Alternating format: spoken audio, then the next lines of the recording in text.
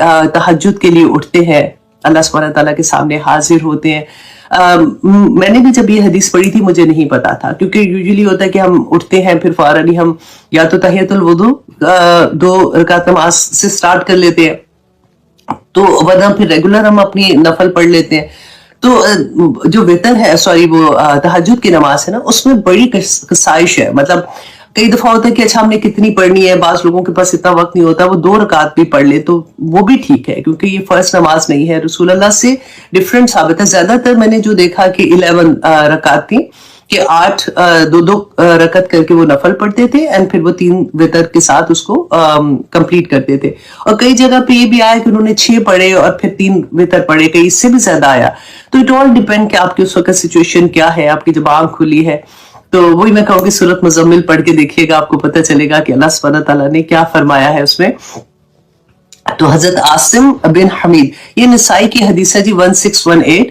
वो उन्होंने हजरत आयशा रदियल्लाहु अन्हा से पूछा कि रसूलुल्लाह सल्लल्लाहु अलैहि वसल्लम जब अपनी तहज्जुद पढ़ते थे तो वो कैसे शुरू करते थे।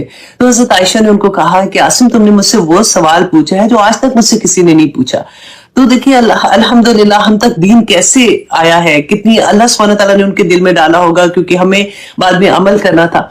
तो हजरत आयशा ने फरमाया कि रसूलुल्लाह सल्लल्लाहु अलैहि वसल्लम अब ये तहज्जुद शुरू करने से पहले, अल्लाह अकबर या नियत करने से भी पहले ना 10 मरतबा, ये 5 चीजें हैं, आप ये याद रखिएगा, 10 मरतबा अल्लाह अकबर, 10 मरतबा अल्हम्दुलिल्लाह, 10 मरतबा सुबहानल्लाह और 10 मरतबा ला इलाहा इल्लल्लाह और 10 मरतबा इस्तगफार करते थे, इस्तगफरुल्लाह कहते थे।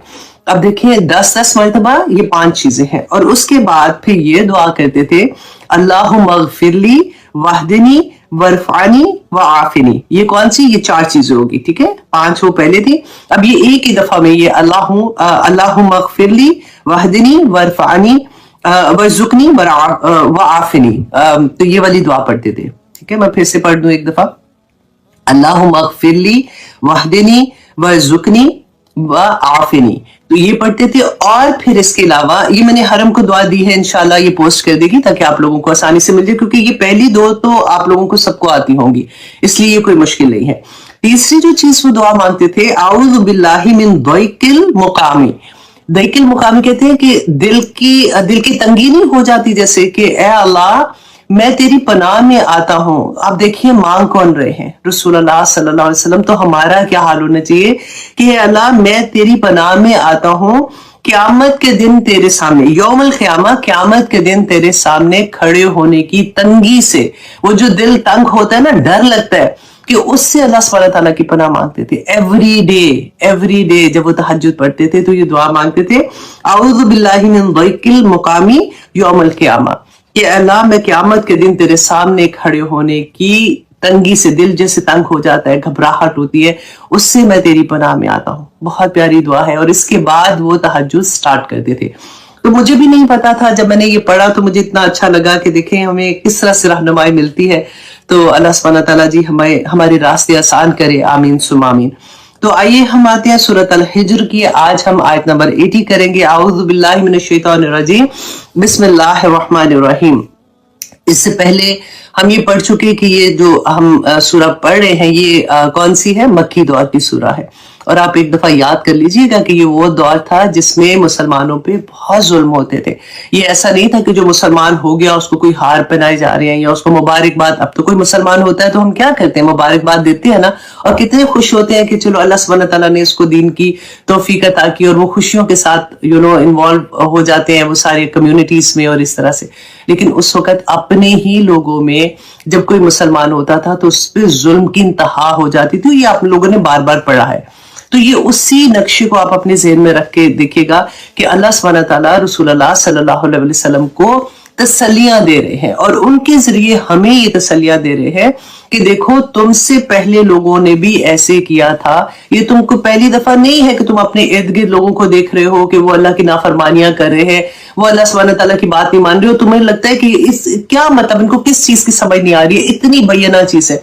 फॉर एग्जाम्पल हम अगर मुसलमान हैं तो हम दूसरे किसी और जैसे जो फॉलो करते हैं, फॉर एग्जाम्पल मैं कह सकती हूँ कि आगा खानी कम्युनिटी है यहाँ पे या इस तरह से, तो हमें लगता है कि इनको ان کو کیوں نہیں سمجھ آ رہی ہے؟ تو پھر قرآن جب زندگیوں میں کھلتا ہے نا تو پھر سمجھ آتی ہے کہ یہ کوئی آج کی بات نہیں ہے، یہ رسول اللہ صلی اللہ علیہ وسلم کے دور کی بھی بات نہیں ہے، جب سے آدم علیہ السلام کو اللہ سبحانہ تعالیٰ نے اس زمین پہ بھیجا، یہ تب کی سٹوری ہے۔ اور یہ بڑے نصیب کی بات ہے کہ آپ لوگ یا مجھے اللہ سبحانہ تعالیٰ نے الحمدللہ اپنے دین کے لیے چن لیا ہے۔ ہم اللہ سبحانہ تعالیٰ کی، اب دیکھیں آپ ایسے تو نہیں کلاس میں آ کے بیٹھے ہوئے نہ کوئی تو محبت ہوتی ہے، ادروائز تو اس وقت ڈرامہ دیکھ لیتے یا یوٹیوب میں بیٹھے کچھ اور دیکھ رہے ہوتے یا کچھ بھی۔ آپ نے قرآن کیوں کھولا ہوا ہے؟ آپ کیوں قرآن کی بات سننا چاہتے ہیں؟ کہ اللہ سبحانہ تعالیٰ نے آپ کو یہ عزت عطا کیا ہے کہ آپ اللہ کی بات کو سمجھ سکیں تاکہ آپ کے عمل میں ڈھل جائے۔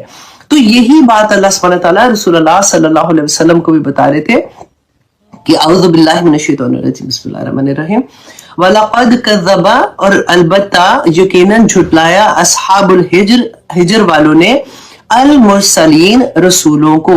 یہ کون سی قوم تھی؟ ہجر جو تھے نا، یہ سمود کی قوم تھی، جو حضرت صالح علیہ السلام کی بیسیکلی قوم تھی۔ ان کی طرح اس سے پہلے عاد قوم تھی جن کے اوپر عذاب آیا تھا، اس کے بعد اللہ سبحانہ تعالیٰ نے اس قوم کو پیدا کیا۔ اب شروع میں تو یہ لوگ ٹھیک ہوتے تھے، کیونکہ ہمیشہ سے یہ ہوا نا کہ نبیوں میں سے جنہوں نے ان کی بات مانی، اللہ سبحانہ تعالیٰ نے ان کو نجات دے دی اور باقیوں پہ عذاب آ جاتا تھا۔ لیکن آہستہ آہستہ پھر وہی لوگ ایسی حرکتیں کرنا شروع کر دیتے تھے۔ آج بھی آپ آنیسٹلی ایسے لگے گا آپ کو کہ لگے گا کیا لگ رہا ہے جب سے قرآن پڑھیں کہ ایکچولی وہی دور آج کا بھی، میرے ارد گرد بھی وہی سارا کچھ ہے۔ تو اللہ سبحانہ تعالیٰ یہ جو قوم صالح تھی نا، یہ حضرت صالح علیہ السلام کی قوم جو سمود تھی، اب ان کا کیا تھا کہ یہ جب ان کو بتا رہے تھے، اللہ سبحانہ تعالیٰ نے ان کو اس قوم کی طرف بھیجا کہ ان کی طرف جاؤ اور ان کو جا کے بتاؤ کہ یہ شرک کر رہے ہیں اور یہ جو بھی غلط کام کرتے ہیں۔ اب یہ قوم بھی اس زمانے کی ترقی یافتہ، جیسے کہتے ہیں نا بہت کامیاب لوگ ویسے تھے، کیونکہ یہ کہتے پہاڑوں میں اپنے گھر، آج کل ہم جیسے جاتے ہیں فار ایگزامپل آپ دیکھیں، آپ مری کی سائڈ پہ جائیں گے یا یہاں پہ آپ کیلیفورنیا جاتے ہیں یا سین ڈیگو جائیں گے تو آپ پہاڑوں پہ گھر دیکھتے ہیں۔ نہ صرف پہاڑوں کے اوپر گھر، یہ پہاڑوں کو کھود کے اندر سے، مطلب اوپر آپ سوچیں اتنا مشکل کام کہ وہ اندر 100 کمروں کے ان کے گھر ہوتے تھے، پورے بازار اندر ہوتے، پورے شہر انہوں نے بنائے ہوئے تھے اندر، اور یہ سمجھتے تھے ہم تو بڑے کامیاب لوگ ہیں، ہمیں کیا ہونا ہے ہمارے ساتھ، ہم تو پہاڑوں میں امن سے۔ اور یہ کوئی ایسا نہیں تھا کہ کوئی 2 سال 3 سال کی بات ہے، کافی سالوں سے وہ اس طرح سے رہ رہے تھے اور یہ نہیں مان رہے تھے حضرت صالح علیہ السلام کی بات۔ اور ان کے جو سردار تھے ان میں سے ایک سردار نے لوگوں کے ساتھ مل کے حضرت صالح علیہ السلام سے کہا کہ اچھا ٹھیک ہے، اگر تم کہتے ہو نا کہ اللہ کا عذاب آ جائے گا یا کچھ ہے تو پھر ہمیں معجزہ دکھاؤ۔ پہلے تو انہوں نے کہا کہ ٹھیک ہے وہ عذاب لے آؤ، جب ان کے اوپر فائنلی عذاب آیا تھا وہ بھی انشاءاللہ میں آپ کو بتاتی ہوں، لیکن انہوں نے کہا کہ ہمیں آپ معجزہ دکھائیں کوئی، کہ آپ اللہ کے رسول ہیں، ہم کیسے مانیں۔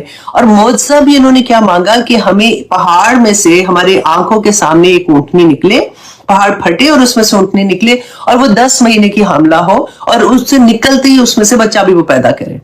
حضرت صالح علیہ السلام نے کہا کہ اچھا اگر میں اللہ سے یہ دعا کرتا ہوں کہ اللہ سبحانہ تعالیٰ تمہیں یہ معجزہ دکھا دے تو کیا تم ایمان لے آؤ گے؟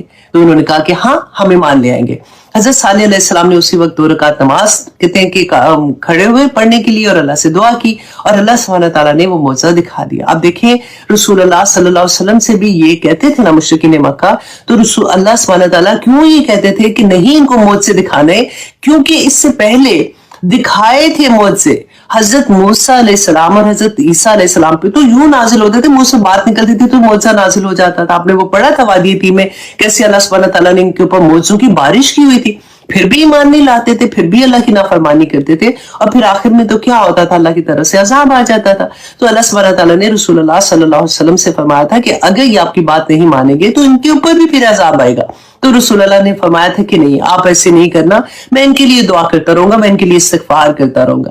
تو ان کی قوم کو جب معجزہ انہوں نے دیکھا، اونٹنی دیکھی ہے آنکھ کے سامنے نکلی گئی تھی، اتنی بڑی وہ اونٹنی تھی کہ وہ صالح علیہ السلام کا جو کنواں تھا وہ پورا پانی اس کا پی جاتی تھی، ایک دن وہ دودھ دیتی تھی جس سے پوری، آپ سوچو پوری قوم کو وہ دودھ کافی ہو جاتا تھا۔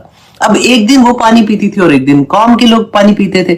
آہستہ آہستہ شروع میں تو ان میں سے کچھ لوگ تھے وہ ایمان بھی لیا، لیکن آہستہ آہستہ پھر سے ویسے کے ویسے ہو گئے۔ اب کیا ہوا کہ آہستہ آہستہ انہوں نے یہ پلان کرنا شروع کیا کہ ہم یہ تو تنگ آ گئے ہیں، یہ تو کیونکہ حضرت صالح علیہ السلام نے کہا تھا کہ دیکھو اس کے ساتھ کوئی برا سلوک نیا کرنا، اس کو تم چھوڑ دو، وہ جیسے بھی کھاتی پیتی ہے یہ اس کو چلنے دینا، کیونکہ یہ اللہ کی طرف سے نشانی ہے۔ اب کیا کیا انہوں نے پلان کیا اور مل کے انہوں نے کچھ لوگوں کے ساتھ ملے اور انہوں نے وہ اونٹنی جو ہے اس کو قتل کر دیا, اس کو مار دیا. اور جیسے انہوں نے مارا پھر ان کے اوپر عذاب آیا تھا, اور عذاب بھی 3 دن حضرت صالح علیہ السلام کو جب انہوں نے قتل کرنے کا پلان بنایا تو اللہ سبحانہ تعالیٰ انہوں نے حضرت صالح نے بتایا اپنی قوم کو کہ تم پر اب ایسے عذاب آئے گا. تو کہتے پہلے دن جو تھا ان کے سب کے چہرے زرد ہو گئے. اب ان کو پتا تھا, ان کو 3 دن کی جیسے مہلت تھی, انہوں نے کہا کچھ نہیں ہونا, ایسی اب رات ہوئی تو کہ انہوں نے کہا دیکھا کچھ بھی نہیں ہوا. اب اگلا دن ہوا تو ان کے چہرے سب کے سرخ رنگ کے ہو گئے. پھر کہتے سارا دن گزرا, تیسرا دن آیا تو سب کے چہرے سیاہ ہو گئے, اس کے باوجود بھی یہ ایمان نہیں لائے.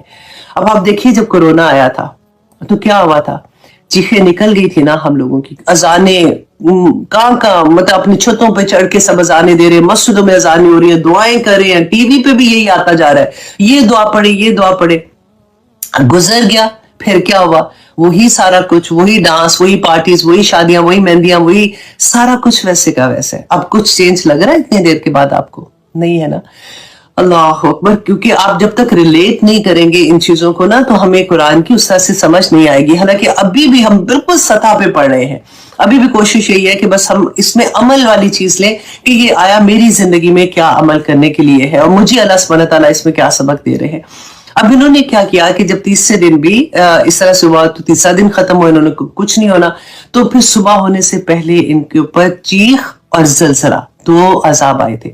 اب چیخ کا مقابلہ کیا کوئی کر سکتا ہے؟ اب جیسے کوئی پانی آتا ہے یا بند باندھ لے یا کچھ ایسی چیز کر لے, لیکن ایک ایک بندہ کہتے جہاں جہاں جس جگہ تھا وہاں پہ وہ اسی طرح سے وہ ڈھیر ہو گیا. رسول اللہ صلی اللہ علیہ وسلم نے فرمایا تھا سوائے ایک آدمی کے, جب پوچھا تھا حضرت جابر بن عبداللہ رضی اللہ عنہ نے کہ رسول اللہ صلی اللہ علیہ وسلم وادی ہجر میں ٹھہرے ہوئے تھے تو آپ نے فرمایا کہ یہ صالح علیہ السلام کی قوم ہے جسے اللہ نے ہلاک کر دیا, سوائے اس شخص کے جو حرم میں تھا. اس وقت ان کی وادی سے کوئی ایک بندہ حرم میں گیا تھا. آپ دیکھیں اس زمانے میں بھی حرم میں یہ جاتے تھے, رائٹ, تو حرم میں تھا وہ بچہ, جب وہ وہاں سے نکلا تو اس کے بعد اس کے اوپر بھی عذاب آ گیا تھا. تو حضرت رسول اللہ صلی اللہ علیہ وسلم ایک دفعہ یہ وادی جو تھی نا, کیونکہ عرب کے لوگ اس سے فیملیئر تھے, کیونکہ جب یہ گزرتے تھے سفر کرنے کے لیے تو یہ وادی راستے میں آتی تھی. جب تبوک کا سفر انہوں نے کیا تھا, جنگ تبوک ہمیں پڑھی تھی, پہلے بھی اس کے بارے میں ہم نے کافی ڈیٹیل میں پڑھا تھا, تو رسول اللہ صلی اللہ علیہ وسلم نے جب راستے میں قیام کیا تو صحابہ سے فرمایا تھا کہ اصحاب ہجر کے متعلق فرمایا کہ اس قوم کے پاس سے جب گزرو تو روتے ہوئے گزرو ورنہ نہ گزرنا, اور ورنہ تم پر بھی ویسے ہی عذاب نازل ہو جائے گا جیسا کہ ان پر ہوا تھا. اور اپنا چہرہ رسول اللہ صلی اللہ علیہ وسلم نے چادر سے ڈھانپ لیا تھا, کیونکہ وہاں پہ تھوڑی دیر جب رکے تو صحابہ نے آٹا گوندھ لیا وہاں پہ, اور وہ پانی ڈول جیسے بھرتے ہیں, کیونکہ اس وقت ساتھ تو نہیں لے کے چل رہے ہوتے تھے نا, تو کنواں جہاں بھی ہوتا تھا وہاں پہ وہ جگہ بنا لیتے تھے. تو جب رسول اللہ کو پتہ چلا تو انہوں نے فرمایا دیکھیں تبوک کا سفر آپ لوگوں کو اگر یاد ہے کہ کتنا مشکل تھا, کھانا ختم ہو گیا, اور اتنا جو پانی اونٹوں کو ذبح کر کے ان کا جو پانی تھا وہ نکال کے پینا پڑا تھا ان کو. تو اس وقت رسول اللہ صلی اللہ علیہ وسلم نے ان کو حکم دیا کہ پانی گرا دو اور جو آٹا گوندا ہے اسے اونٹوں کو کھلا دو, تاکہ اور پانی واپس آ کے حضرت اس کنویں سے لو جہاں سے اونٹنی پانی پیا کرتی تھی, یہاں کا پانی بھی نہیں تم پیو. اللہ اکبر. تو یہ وہ قوم تھی, اور اللہ سبحانہ تعالیٰ رسول اللہ صلی اللہ علیہ وسلم کو اس کے بارے میں بتا رہے تھے کہ اصحاب, اچھا اب یہاں پہ دیکھیے کہ اصحاب الحجر جو تھے یہ سمود کی قوم, انہوں نے تو حضرت صالح کو جھٹلایا تھا نا صرف. اللہ سبحانہ تعالیٰ نے یہ فرمایا یہاں پہ وَلَقَدْ كَذَّبَ أَصْحَابُ الْحِجْرِ, اصحاب الحجر نے جھٹلایا المرسلین, رسولوں کو. تو آپ دیکھیے کہ ہمارے لیے بھی, کیونکہ ایک رسول کو جھٹلانا, ایک رسول کو نہ ماننا, تمام رسولوں کا انکار کرنا, مسلمان ہی نہیں ہو سکتے. سورۃ البقرہ کی آخری رکوع میں جب ہم پڑھتے ہیں تو اللہ سبحانہ تعالیٰ نے ہمارے لیے بھی یہی فرمایا تھا کہ جو ہم نے پڑھا آمن الرسول بما انزل الیہ من ربہ والمؤمنون کل آمن باللہ وملائکتہ وکتبہ لا نفرق بین احد من رسل, لا نفرق بین احد من رسل, کہ ہم کسی رسول کے درمیان میں کوئی فرق نہیں کرتے. درجات رسولوں کے جو ہے وہ اللہ نے اپنی طرف اس کی نسبت کی کہ اللہ ہے جس نے رسولوں کسی سے کلام کیا, کسی کو کیا معجزہ دیا, کسی کو کیا کون سا رتبہ دیا, وہ اللہ سبحانہ تعالیٰ کی طرف سے تھا. لیکن ہم ایز اے انسان, ایز اے مسلمان, ہم کسی نبی کسی رسول میں فرق نہیں کر سکتے, ہمارے لیے سب ایک برابر عزت کے ہیں. अब यहाँ पर आगे अल्लाह सुब्हानहू तआला ने फरमाया व आतैनाहुम आयातिना, और दी हमने उन्हें आयातिना अपनी निशानियां, फकानू अनहा मुरिदीन, और वो उससे एराज कर रहे थे। और क्यों, कौन सी मौजज़ा मैंने अभी आपको बताया था ना, हज़रत सालेह अलैहिस्सलाम की कौम पे ऊंटनी का जो मौजज़ा था, तो अल्लाह सुब्हानहू तआला ने कहा इसके बावजूद भी, मौजज़ा देखने के बावजूद वो इनकार करने वाले हो गए, एराज करने वाले हो गए। वकानू, ये कौम कौन थी, वकानू यनहितूना, कि वो तराशते थे, मिनल जिबाली, पहाड़ों से, बयूतन, घरों को, आमिनीन, अमन से रहने के लिए। इतनी बहादुर कौम, इतनी, आप सोचें कि कैसे वो बनाते होंगे। हमारी तो अब आज के जमाने में हम देखें क्रेनें इतनी इतनी बड़ी ऊपर जाती हैं और फिर जाके किस तरह से ये सारा कुछ होता है। बड़े फखर की बात होती है कि पहाड़ के ऊपर घर है और ये है वो है। तो ये पूरी की पूरी कौम ही ऐसे थी कि पहाड़ों के अंदर अभी तक, कहते कि इब्ने बतूता जब 8वीं सदी में गए थे हज करने के लिए, तो वो रुके थे।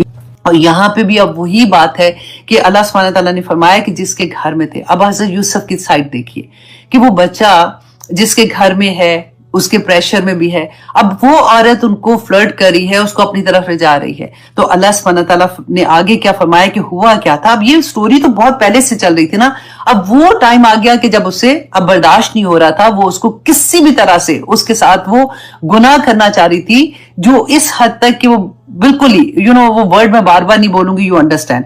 वगल्लकतिल अबवाब, तो उसने क्या किया, अच्छी तरह से उसने दरवाजे बंद कर लिए। वक़ालत, और कहा, है तलक, कि आ जाओ तुम। क़ाला, कहा, माज़अल्लाह, कि अल्लाह की पनाह। अब आप देखिए, आप में से हर कोई को मैं एक बात बताना चाहूंगी कि ये जो कहा यूसुफ अलैहिस्सलाम ने कि अल्लाह की पनाह, तो ये एक दुआया कलमा है जिसमें ये आउज़ु बिल्लाह से भी बड़ा है कि अल्लाह की पनाह, कि अल्लाह मुझे संभाल ले, अल्लाह मुझे अपनी हिफाजत में कर ले, अल्लाह मैं बेबस हूं, मैं कुछ नहीं कर सकता। जब भी हम में से कोई भी कभी भी किसी सिचुएशन में आएगा तो यही दुआ पढ़िएगा, आउज़ु बिल्लाह। अगर ये याद है आउज़ु बिल्लाहि मिनश शैतानिर रजीम, तो हमारी जिंदगी में इतना कॉमन है ना, वो पढ़ लिया करें, अल्लाह अपनी हिफाजतों में ले लेगा। आप देखिए कि आजकल कितना कॉमन है, जॉब पे हरासमेंट होती है, स्कूलों में बच्चों के, क्योंकि आदमी पढ़ा रहे होते हैं तो स्कूल में भी ऐसी वाली चीजें हमने देखी हैं। घरों में जो काम वाले हैं उधर हरासमेंट हो रही होती है। अब वो जमाना आ गया कि हम वी टॉक अबाउट, और करना भी चाहिए, कि हम छोटे छोटे बच्चों को good touch and bad touch का बता रहे होते हैं कि बेटा ये यू हैव टू अंडरस्टैंड कि गुड टच क्या होता है, बैड टच क्या होता है, ऐसे नहीं करना, ऐसे नहीं करना। अल्हम्दुलिल्लाह ये इतनी अवेयरनेस तो आ गई है हम लोगों में, लेकिन अब देखें कि हमारा मुआशरा जा किधर रहा है। यहाँ पे अल्लाह सुब्हानहू तआला ये जो फरमाए कि उन्होंने क्या कहा था कि अल्लाह मैं तेरी पनाह में आती हूँ।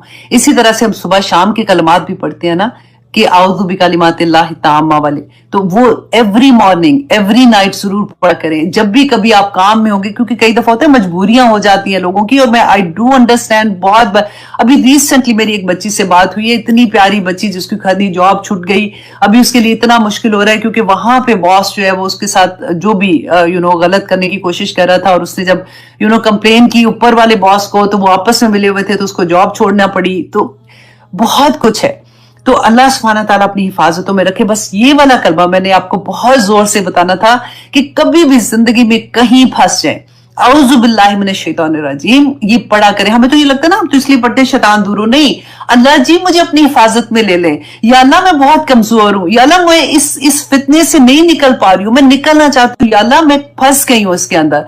किसी भी हाल में देखें, ये एक पुकार अल्लाह सुब्हानहू तआला को, माज़ अल्लाह, अल्लाह तेरी पनाह, इन्नहु रब्बी। और अब वो क्या जवाब दे रहे हैं उस औरत को जब उसने कहा कि आ जाओ, बेशक रब्बी मेरा रब, अहसना मस्वाया, कि उसने मुझे अच्छा ठिकाना दिया। अब इसकी दो तरह की तफसीर मुफस्सिरीन करते हैं। नंबर 1 जी कि अगर तो उसने रब्बी उस जमाने में अपने उसको भी कहते थे, जो जिसका गुलाम होता था ना बंदा, तो उसके मालिक को भी रब्बी कहते थे।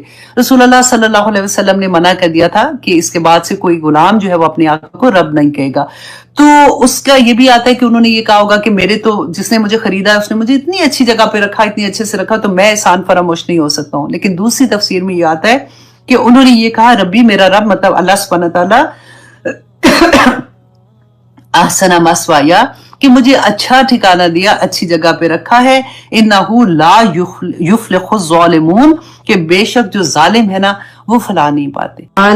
کہ ہماری نماز میں ہمارا خیال ادھر ادھر بھٹک جاتا ہے اور کئی دفعہ ایسا ہوتا ہے کہ ہم اپنی رکعت ہی بھول جاتے ہیں اور پھر شیطان ہمارے اتنے وسوسے اس وقت دل میں ڈالتا ہے اور ہوتا بھی یہی ہے کہ سارے دن کی پلاننگ اس وقت ہمارے ذہن میں آتی ہے. تو یہی بات ہمیں دیکھنا ہے کہ ہم اپنی نماز میں خشیت کیسے لے کے آئے, ہمارا دھیان کیسے نماز میں رہے. تو نبی صلی اللہ علیہ وسلم نے ہماری کیا رہنمائی کی تھی.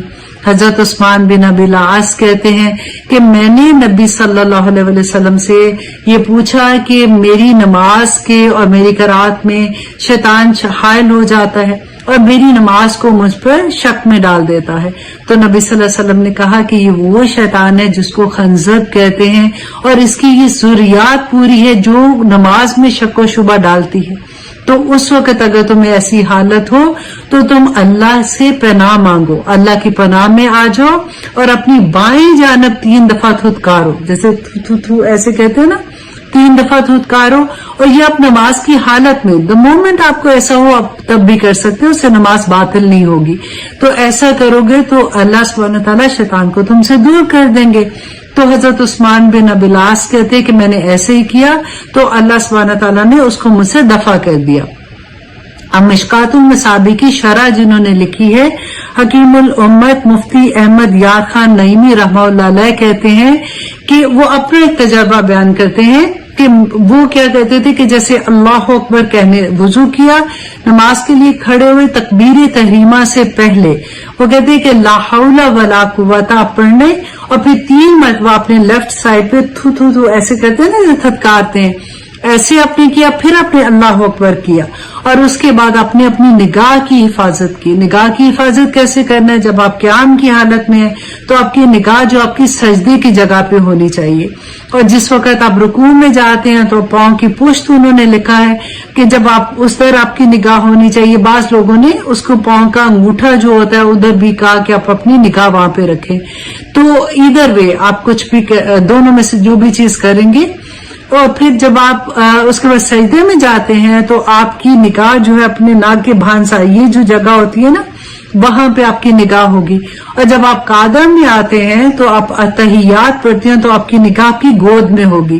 تو آپ اپنی نگاہ کی بھی حفاظت کریں گے تو پھر انشاءاللہ آپ کو ایسی پرابلم نہیں ہوگی اور آپ کا کبھی بھی خیال ادھر ادھر نہیں بھٹکے گا. اب انشاءاللہ ایسا کرنے سے ہمارا خیال جو ہے جو ادھر ادھر بھٹک جاتا ہے, ہمارا دماغ میں 100 طرح کی پلاننگ آ جاتی ہیں, وہ نہیں آئیں گی. آپ کر کے دیکھیے گا انشاءاللہ اللہ سبحانہ تعالیٰ ہماری نمازوں میں خشوع و خضوع رکھے.